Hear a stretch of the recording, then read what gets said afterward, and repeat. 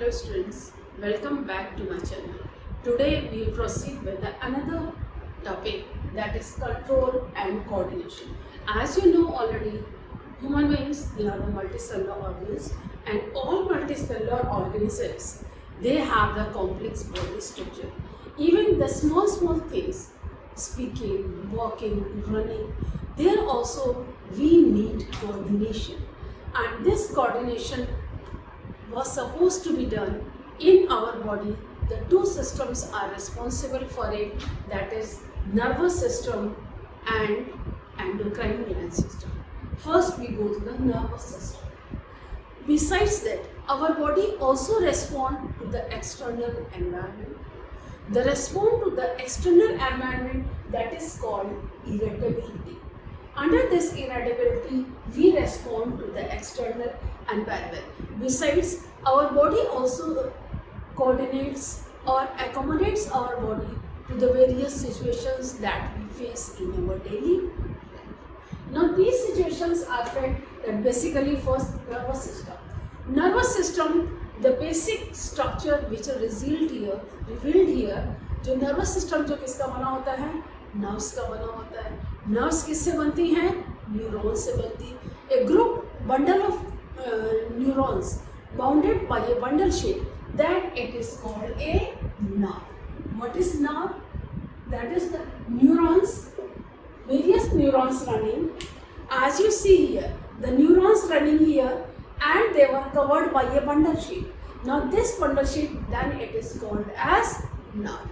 Nerve में क्या होता है? सारे न्यूरॉन्स होते हैं जो बंडल शेप होते हैं, उसको हम नर्व कहते हैं. Now first of all, these nerves, what is the structure of the nerve or the neurons we have? In the neurons we have, the structure we have, that this portion, it is known as cyton of the cell. In this is your cell body. In this cell body, these are the dendrites. These are known as dendrons. Dendrons, that is the bigger one, they are called dendrons. इनको हम dendrons कहते हैं, dendron कहते हैं.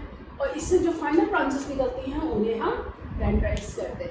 Centre में ये nucleus है, और जो लास्ट न्यूक्लियस है, जो these are clumps of ribosomes and they are known as Nissen's granule. They are known as Nissen's granules. इनको हम Nissen's granules बोलते हैं. They are the clumps of the ribosomes के clusters होते हैं जिनको granules बोलते हैं. तो यहाँ से जो होता है, जो डेंड्राइट्स हैं, ये स्टिमुलेशन का काम, they receive the stimuli, and these dendrites or the terminal ends, they are distributed throughout our body. Body के जो स्किन पार्ट है, आपकी पूरी बॉडी की स्किन में जो होते हैं, ये डेंड्राइट्स और न्यूरॉन्स पूरे स्प्रेड होते हैं. और इन्हीं स्प्रेड न्यूरॉन से, that is what the main function of the nervous system, we receive stimuli through the receptors. What are receptor? Receptors are those parts of the body, spheres, they are the dendron or the terminal ends of the body. They receive stimulus from the environment. What they do? They receive the stimulus from the environment. After receiving the stimuli, now this stimulus changes while the movement. जो ये बात है यहाँ से होकर के दूसरे neuron से जब ये स्प्रेड होकर के, ये सिनेप्स टर्मिनल एंड से, ये डेंड्राइट्स दूसरे न्यूरॉन में, तो इस तरह से जो न्यूरॉन्स बनते हैं, neurons they are not clustered together. Neurons एक साथ ग्रुप में नहीं होते, ये साइड बाय साइड अटैच्ड होते हैं. 3-4 हो गए, बाउंडेड हो गए, और एक साइड बाय, जैसे आपकी रस्सी होती है, आपका थ्रेड होता है. अगर थ्रेड को देखिए तो वो 4-5 फाइब्रिल्स से मिलके बना होता है. तो जो ये जो 4-5 फाइब्रिल्स होते हैं, ये फाइब्रिल्स जो होते हैं न्यूरॉन्स होते हैं, और इन 5 न्यूरॉन्स को बाउंड करके जो एक टाइट थ्रेड बनता है, that is called the nerve. उसको हम नर्व कहते हैं. और नहीं से तो इसी के डेंड्रॉन जो स्प्रेड होते हैं, एक तरफ तो हमारे स्किन में होते हैं, और दूसरी तरफ ये जाते हैं ब्रेन या स्पाइनल कॉर्ड में जाते हैं. तो जैसे ही हम बाहर स्टिमुलस, जैसे ही हमने बाहर एक्सटर्नल एनवायरनमेंट से स्टिमुली रिसीव किया, तो हमारे जो receptors are the parts of the body, they receive stimuli from the external environment. After receiving the stimuli, then what happened? Receiving the stimuli, now these what they convert the stimuli in the form of electrical impulse. जैसे current flow होता है gases की वजह, उसी तरह से electrical impulse के form में ये एक्सॉन्स के थ्रू एक पार्ट से दूसरे पार्ट में इलेक्ट्रिक इम्पल्स से जाते हैं। जब ये यहाँ पर ये एक्शन सेल्स हैं, ये जो मेन बॉडी है इससे गई, यहाँ से आप देखिए टर्मिनल एंड्स में डिवाइड हुए ना, ये टर्मिनल एंड से फिर फाइनल ब्रांच है, तो ये फाइनल ब्रांचेस और दूसरे के फाइनल ब्रांचेस, इन दोनों के बीच में देखिए डिस्टेंस है, इस डिस्टेंस को हम कहते हैं स्नैप्स। ये जो डिस्टेंस है इस डिस्टेंस को हम कहते हैं स्नैप। यहाँ पर क्या होता है, ट्रांजिशन इम्पल्स ट्रांसफर होता है। तो अगर हम देखें यहाँ पर डेंड्राइट, यहाँ डेंड्राइट और ये स्ट्रक्चर, इस स्ट्रक्चर को हम कहते हैं सिनेप्टिक नर्व।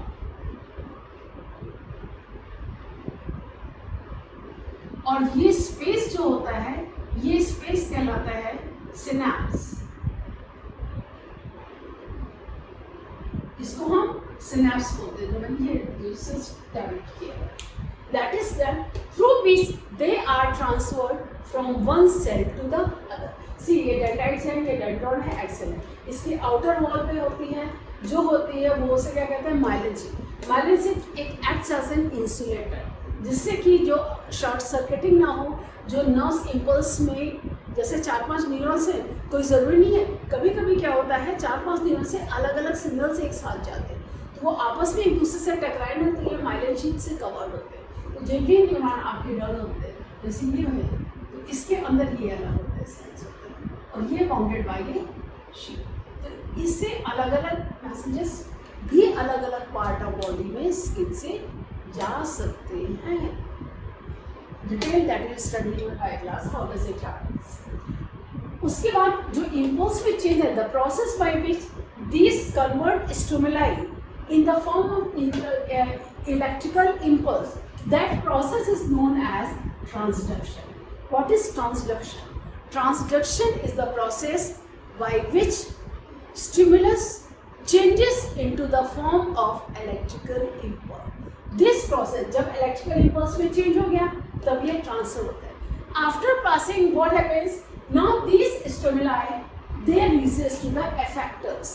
Effectors जहाँ judgment होता है, that is brain or spinal cord or any gland for the stimulation of the hormones or the enzymes. Then they move to the effectors. In the effectors, the judgment is done. Here the constriction takes place. तो उसमें क्या होगा, stimulation होता है। फिर stimulation से उसमें क्या होगा, जब स्टिमुलेट होंगे तो उससे एक हार्मोन सीक्रेट होता है, जिसे हम कहते हैं acetyl कोलाइन hormone. Acetyl कोलाइन that help in transmitting the impulse from one part of the body to the other through these impulses. Acetylcholine, this is a hormone.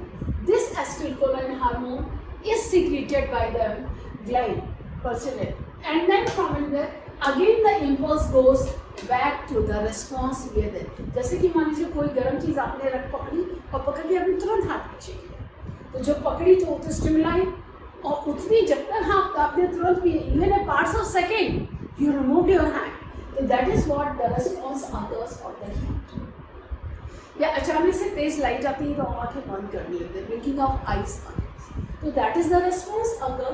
The effectors they gives the response, and under this response है sensory. इसी तरह से neurons भी 3 तरह के होते हैं, sensory neuron, motor neuron. Sensory neurons are those which conduct the impulse from the sensory part of the body, basically skin, eyes, ear, nose, sense organs होते हैं। यहाँ से आपके नर्व इम्पल्स कैरी करती है आपके ब्रेन या स्पाइनल कॉर्ड। उसके बाद मोटर न्यूरॉन्स होते हैं जो आपके स्पाइनल कॉर्ड या ब्रेन से नर्व इम्पल्स को वापस आपके उसी पार्ट में ले जाते हैं। जैसे सेंसरी न्यूरॉन है, जैसे आपने हॉट टच किया, तो जो हॉट ऑब्जेक्ट आपने टच किया, सेंसरी न्यूरॉन ने जरा भेजा स्पाइनल कॉर्ड को, और स्पाइनल कॉर्ड से मोटर न्यूरॉन के थ्रू वहीं से फिर मैसेज आया कि नहीं हाथ को हटा लो, तो और कितनी जल्दी हाथ हटा, तो देखिए पार्ट्स ऑफ सेकेंड्स में मैसेज जाता है और वहाँ से मैसेज वापस आता है। जो मैसेज जाता है वो सेंसरी न्यूरॉन के थ्रू होता है, और जो मैसेज वापस आता है वो मोटर न्यूरॉन के थ्रू। और जो कनेक्टिंग न्यूरॉन्स होते हैं तो which connects the message goes from one place to the sensory neuron. ये है आपका अंतर, ये सेंसरी न्यूरॉन है और ये आपकी स्पाइनल कॉर्ड है. यहाँ अटैचमेंट हुआ और यहाँ से आपका ये मोटर न्यूरॉन है.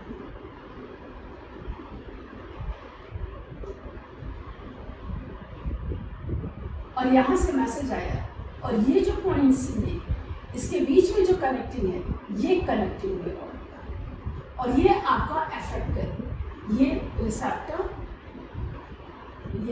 है और ये एफेक्टर, जिससे कि आपको तुरंत ये रिस्पॉन्स होगा कि क्या रिस्पॉन्स लिया. और यहाँ पर आपने क्या किया, रिसीव ये स्टिमुलाई क्रिएट हुआ, जिससे कि सेंसरी न्यूरॉन से आपके गल्स में गया, ये कनेक्टेड न्यूरॉन यहाँ से मैसेज ट्रांसफर हुआ और यहीं पर ग्लैंड्स में जजमेंट हुआ. हियर आर द साइटल सेल्स ऑफ द न्यूरॉन. देखिए नर्वस सिस्टम में हर जगह प्रेजेंट सिर्फ न्यूरॉन्स ही होते हैं, कहीं छोटे कहीं बड़े कहीं लंबे. ये डिपेंड करता है whether they are in the nerves. Brain के बहुत छोटे होते हैं. नर्व कॉर्ड जो आपके नर्वस वाला आपके बॉडी से आपके पैर तक दिखे जाते हैं तो वो न्यूरॉन्स में उसमें एक्शन सेल्स लंबे होते हैं, ज़्यादा होते हैं, जहाँ ट्रांसमिशन का काम होता है. There they transmitted for a long distance. So that is what the connecting neurons. So entire nervous system is based on the neuron by receiving the messages and by sending the messages. Functions nervous system कहती हैं पे receiving the stimuli, converting the stimulus into the electrical impulse, and then this impulse goes to the effector organ of the body, that is the cells of the body, maybe muscular gland, maybe your brain or the spinal cord effectors, or maybe any gland. And then from there, through motor nerve, the response is sent to the nerve cell that we have already studied. I hope it is clear to you. Now, this in case of the human nervous system, it is divided into three parts: central nervous system, peripheral nervous system, and autonomic nervous system. Central nervous system, that is consists of brain and the spinal cord. Now, in the next video, we will proceed with the brain. I hope it is clear. Any doubt, anywhere, you can ask me in the comments. Again, we will meet in the next video. Thank you.